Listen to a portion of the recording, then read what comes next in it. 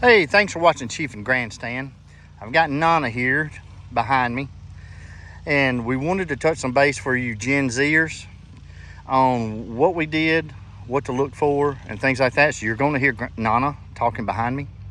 We planted potatoes here. We'll go into that. This is our onions. We took a barrel, cut it into thirds.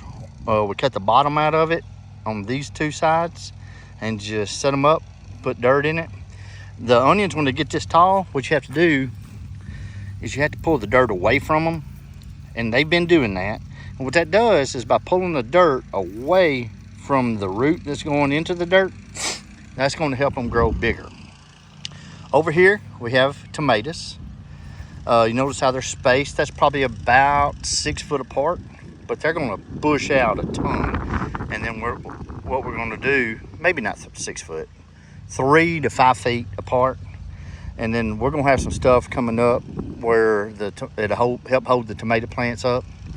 On the potatoes, there's a previous video and I'll link that. These are the red potatoes, and then down here you can kind of see the little bit shorter ones. Those are the golden ones, or yellow potatoes. What Nana has done is taken this side right here, and then on the other side, and about every 6 inches she's planted corn.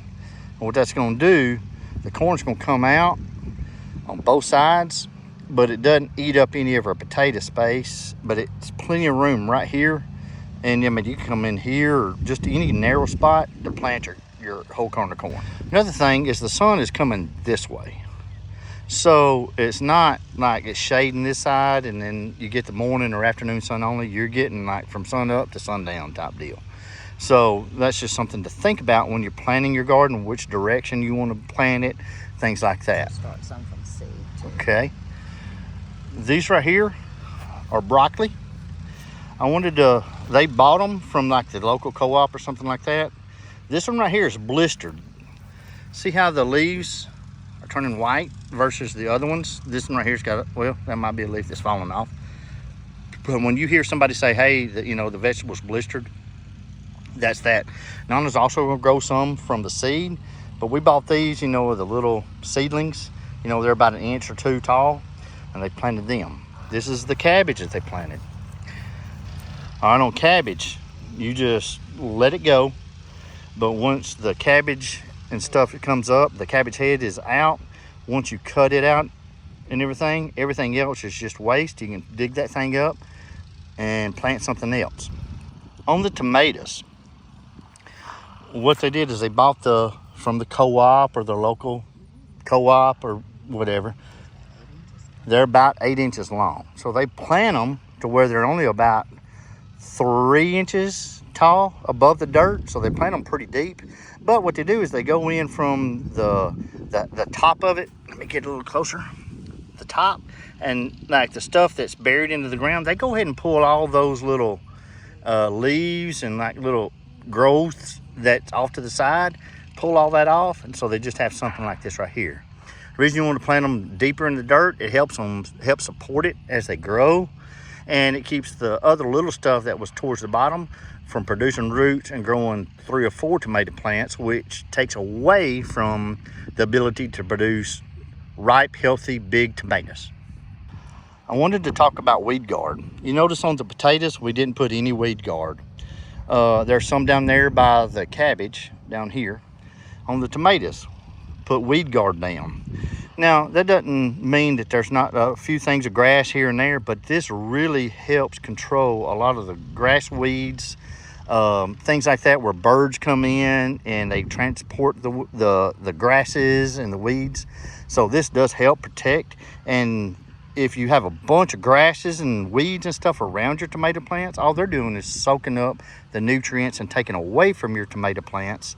That way, your tomato plants, they will produce tomatoes, but they're not going to be as big and healthy. So we're not saying you have to use weed guard, but just make sure you have something to maybe help protect your tomato plants and your garden from the weeds and grasses that are going to happen.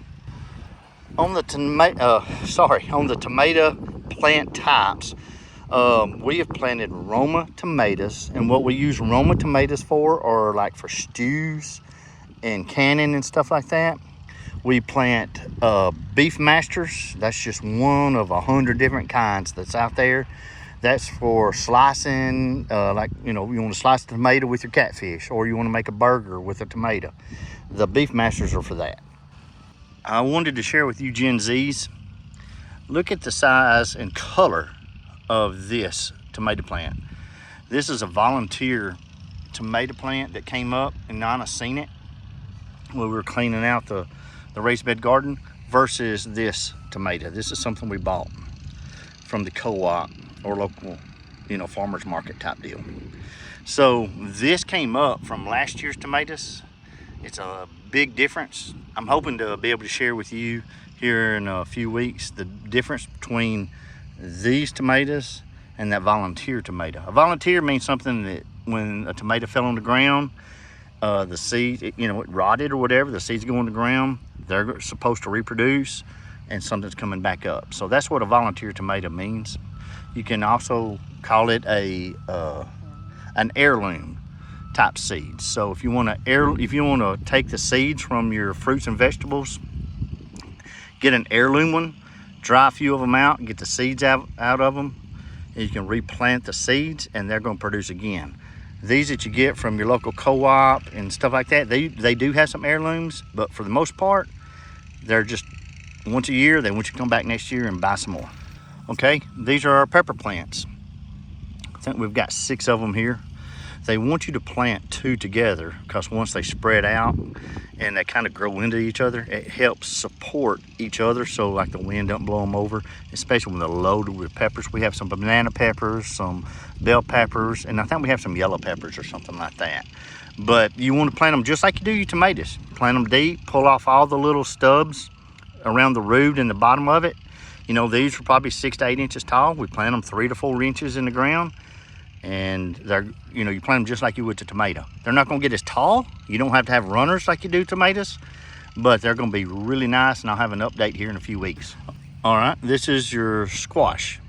I'm trying to get you a good picture of the leaf and stuff. Again, we bought this from our local co-op and local farmers markets.